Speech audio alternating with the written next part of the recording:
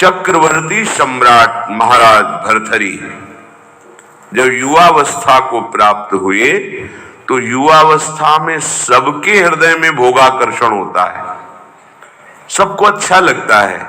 सुंदर पति हो, सुंदर पत्नी हो, सुंदर महल हो, खूब भोग सामग्री हो, हमारी आज्ञा पालन करने वाले सेवक हो, आदि आदि। जितना तुम सोच सकते हो उससे बहुत अधिक महाराज भर्तृहरि जी के पास था, क्योंकि चक्रवर्ती उसे ही कहते हैं। भूमंडल में एक छत्र राज, जहां से सूर्य उदय होता है और जहां सूर्य अस्ताचल को जाते हैं वहां तक उनका एक छत्र स्वामित्व।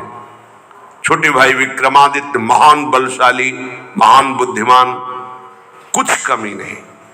भर्तृहरि जी के हृदय में स्त्री के प्रति आकर्षण पैदा हुआ, सर्वसामर्थ्यशाली थे, आदेश किया। कई बार सुनाया है, पर ये बार बार सुनकर कम से कम समझ में तो आ जाए। विश्व की सबसे सुंदर राजकुमारी को हमारे पास पत्नी के रूप में वर्ण करने के लिए लाया जाए। कौन नहीं चाहेगा ऐसे सम्राट, ऐसे सुंदर वैभवशाली राजा को अपना पति बनाना। एक पिंगला नाम की बहुत सुंदरी युवती को वर्ण किया भर्तृहरि जी ने, और मन में विचारा कि आखिरकार भोगों में क्या सुख, इसके लिए मुझे एकांत चाहिए। विक्रमादित्य से कहा, आप राज्य शासन को संभालिए जब तक हम अनुभव नहीं कर लेते। महल में किसी भी तरह की राज दरबार की बात लेकर कोई ना आवे, मुझे स्वतंत्र छोड़ दिया जाए। राजाज्ञा, संपूर्ण भोगों की बाहुल्यता महल में। क्या कभी आग में धीरे धीरे घी डालने से आग शांत होती है क्या? ऐसे ही भोगों को भोगने से कभी कामाग्नि शांत थोड़ी होती है, और भड़कती है। अगर सुख हो तो विश्राम मिल जाए। एक दिन पिंगला काफी समय व्यतीत होने के बाद वो अपने महल की पीछे खिड़की से झांक रही थी। पीछे अश्वशाला थी, वहां घोड़ों की रक्षा और सेवा कराने वाला अश्वपति अपने सेवकों के द्वारा घोड़ों की देख रेख, उनकी सेवा कराता था। बहुत ही हष्ट पुष्ट जवान। पिंगला देखकर आसक्त हो गई, एकांत में मिलने लगी। जब महाराज विश्राम को होते तो एकांत में मिलने लगी।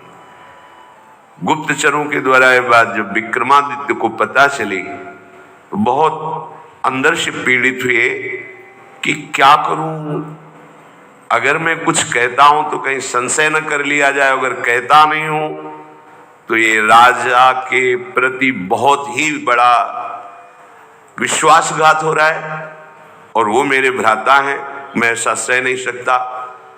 एकांत में मिलने की प्रार्थना की। बहुत प्रवीण थी पिंगला, समझ गई।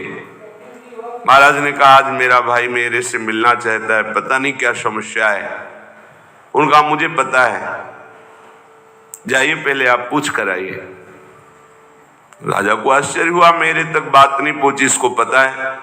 बहुत प्रवीण थी, पर विषयों में प्रवीणता कोई प्रवीणता नहीं कहलाती। प्रवीणता तो विषयों के त्याग की होनी चाहिए। बुद्धिमत्ता गड्ढे में गिरने की नहीं होती, बुद्धिमत्ता उससे निकलने की होती है। विक्रमादित्य ने कहा कि मेरी बात पर विश्वास किया जाए महाराज, जो महारानी पिंगला है इनका चरित्र ठीक नहीं है, ये अश्वपाल से संबंध रखती हैं, ऐसा मुझे गुप्तचरों के द्वारा पता चला है। आवेश में अंदर गए। रानी ने कहा, हम बता रहे हैं। वो क्या बता रहे होंगे? वो यही बता रहे होंगे कि अश्वपाल से हमारा गलत संबंध है। ये तुम्हें कैसे? मुझे पता है। कैसे पता है? देखो, हम आपको प्रमाणित नहीं करती, पर आपके भाई चरित्रहीन है। नहीं, इसका प्रमाण चाहिए। आप ऐसे पवित्र भाई के ऊपर ऐसी बात नहीं लगा सकती। तो धन दे करके किसी राज सैनिक को अपने अनुकूल करके किसी एक सदगृहस्थ परिवार को इस बात पे राजी किया कि तुम सभा में कहो कि हमारे बहू को ये राजपद पर होने पर गलत दृष्टि रखते हैं, गलत आचरण करते हैं, नहीं तो तुम्हारे पूरे परिवार को मरवा दूंगी। ओ, महारानी पद में है, अगर ऐसा बोला तो सब सुख सुविधाएं आपको दे देंगी। वो बेचारा राज भय के कारण ऐसा ही बोला। महाराज की आसक्ति थी पिंगला में, भर्तरी जी की। उन्होंने बिना कुछ विचारे पिंगला की सलाह से और वो प्रमाण सदगृहस्थ जो बोला उससे उन्होंने विक्रमादित्य का राज निष्कासन आदेश कर इन्हें राज्य से बाहर कर दिया जाए, कभी हमारे सामने ना आए, हमारा ऐसा धर्महीन भाई नहीं हो सकता। विक्रमादित्य ने समझाने की कोशिश की लेकिन उनको समझ में नहीं आया। अब तो स्वतंत्रता, लेकिन जो धर्म युक्त होता है भगवान उसकी रक्षा करते हैं। एक ब्राह्मण तपस्या कर रहा था धन लाभ के लिए। देवराज इंद्र प्रकट हुए और उन्होंने कहा कि ये लो अमृत फल, और अंतर्ध्यान हो गए। ब्राह्मण ने कहा वैसे ही दरिद्र हूं, भूखे मर रहा हूं, अमर होके क्या करूंगा, मुझे तो धन चाहिए था। तो चलो विचार आया भगवत प्रेरणा से कि ये फल हम महाराज भर्तरी जी को दे देते हैं। अगर धर्मात्मा राजा बहुत काल तक अमर रहेगा तो प्रजा सुखी रहेगी। राज दरबार में तपस्वी ब्राह्मणों के लिए कहीं कोई रोक टोक नहीं थी। वो गए महल में मिलने की आकांक्षा की, तुरंत आदर सहित महाराज भर्तरी उपस्थित हुए, आज्ञा कीजिए।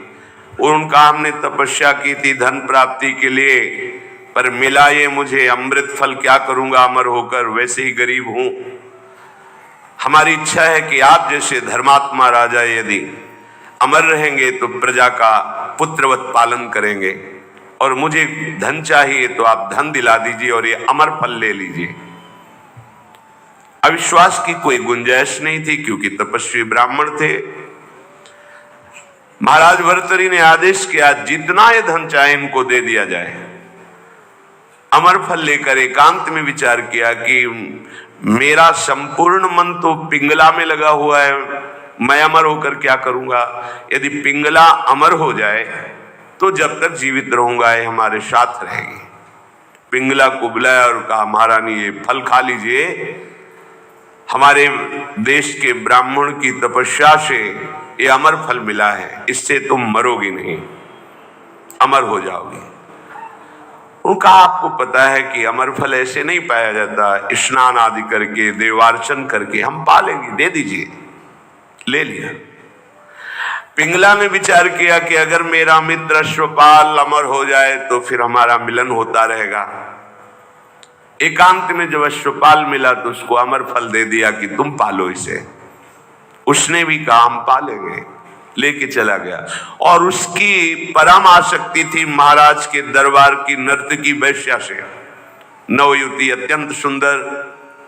उसने उस वैश्या को बुलाया अश्वपाल ने और कहा कि अमर फल मुझे प्राप्त हुआ है, मैं अमर होके क्या करूंगा, मेरी आसक्ति तो तुम्हारे में है, तुम इसे पालो, अमर हो जाओगी।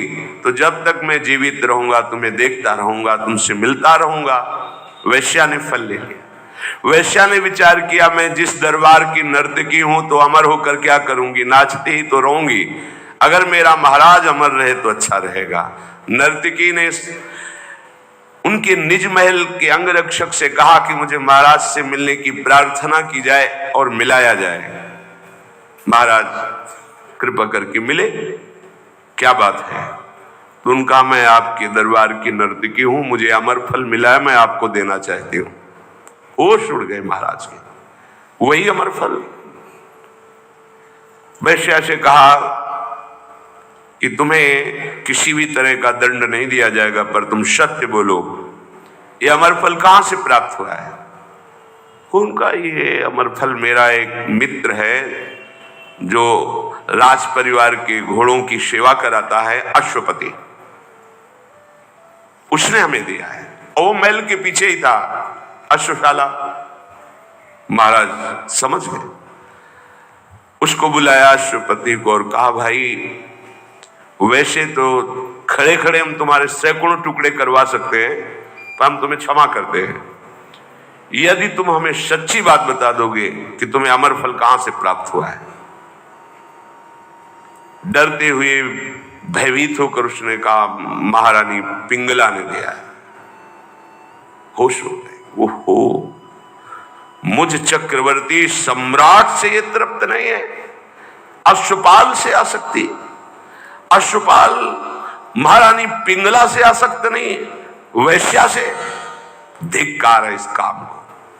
सभा में कलम पधार रहे ऐसी घोषणा कर दी जाए और गुप्तचरों को भेजा कि विक्रमादित्य जहां भी किसी भी जंगल में कहीं भी खोज कर लाए जाए, हम उनसे क्षमा याचना करेंगे, वो मेरे भाई हैं, मेरे से गलती हो गई। गुप्तचरों को पहले से ही पता था कि वो कहां हैं। विक्रमादित्य को भी बुलाया गया सभा में। भर्तृहरि जी पहुंचे और कहा पिंगला को उपस्थित किया जाए। राज आज्ञा, तुरंत पिंगला जी को उपस्थित किया गया। बोले मेरे देश के ब्राह्मणों की तपस्या का फल संपूर्ण प्रजा और राज्यसभा देखे।